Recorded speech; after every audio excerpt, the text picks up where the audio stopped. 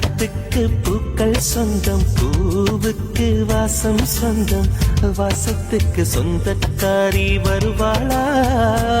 ஏன் வாழ்க்கைக்கு ஒரு அர்த்தம் சொல்லி தருவாளா?